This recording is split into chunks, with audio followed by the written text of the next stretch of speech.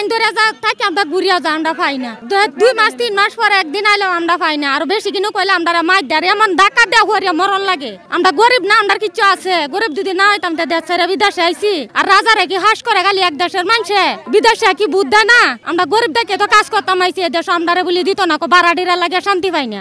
হয়তো মারবাই না আমরা রান্নাইলে বাঁচাইবাই চাউল দেয় 5 কেজি আটা দেয় 4 কেজি কয়দিন পাই কয়দিন পাই না 100 টাকা নেয় আটা আর 150 টাকা নেয় চাইলে। 8টার সময় আসছি আটার জন্য চালের জন্য না আমি 1 সপ্তাহ পরে আসছি আজকে 4 কেজি আটা 5 কেজি চাউল লাইনে তেহিনো যায় পরে ধাক্কা বাড়ে দেয় পরে আটা পাই না 4-5 কেজি পাই ওরাই তো করে ওরাই তো বাস করে বেটানে বেটানে সবই তো তারা আগলা দিয়ে দেয় তারা টাকা দেয় তারপর আত্মীয় স্বজন ওরাই দিয়ে দেয়। আমরা 2 দিন আগে ঘুরে গেছি পাই না ঠিক মতো দেয় না আর আলে তারা বেচে আটা 6টা বাজে জায়গা বাজে দেয় না কই খারিছি পাশে খারিছি ঘুরে জান গেল বললা আটা দেয় পরে চাল বন্ধ হইরা পরে কিছু দেবার নাই ফাড়াফাড়ি করে আর শৈল বিষ হয়ে জায়গা। আমি 1 মাস আই পাই 1 মাস পরে পরে 6টার সময় আই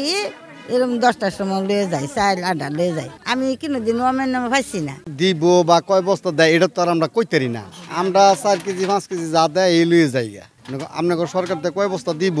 কয় বস্তা আর এটা তো আর আমরা জানি না মানে আমরা 4 কেজি 5 কেজি 3 কেজি যা দেয় তাই লয়ে যাই এত সাথে এই যে সিরিয়াল ছাড়া এমনি কেউ ব্যাগ দেয় এই 10 কেজি লয়ে জায়গা 20 কেজি লয়ে জায়গা এরকম হয়ে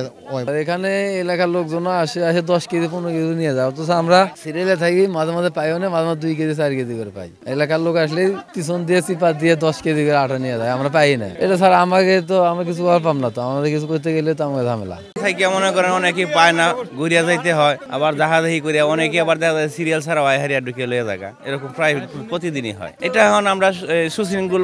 ভালোভাবে সিরিয়াল মতন সবাই যাতে নিতে পারি এরকম ব্যবস্থা করা দরকার। মাল কত ডিয়ানছে ওনারা জানে আমরা তো জানি না। চাল আসে 1 টন করে আর হচ্ছে আটা 2 টন করে আসে আবার 1 টন করে আসে 2 টন আসছে একই দিন 2 টন করে আসছে এটা কেন আসছে এটা স্যার বলতে পারবো আমি বলতে পারবো। আব্দুল আওয়াল পরিচয় আব্দুল আওয়াল না ওনার রাজনৈতিক কোনো পরিচয় না উনি প্রায় 70 বছর বয়সী ও ক্যান্সারের রোগী উনি অসুস্থ প্রায় মানে মুমূর্ষ অবস্থা। জি গোডাউন থেকে এটা অনেক সময় দেখা যাচ্ছে কি যে আমাদের গাড়ি যেগুলো আসে এই গাড়িগুলো তো আপনার মিল থেকে আসে দেখা যাচ্ছে কি রাত্রেবেলা যদি কোনো বৈদ্যুতিক ইয়া থাকে তাহলে মালটা ভাঙাতে পারে না সেই ক্ষেত্রে দেখা যাচ্ছে যে যদি পুরোপুরি কভার করতে না পারে আবার গাড়িটা অনেক সময় আসতে পারে না আসতে দেরি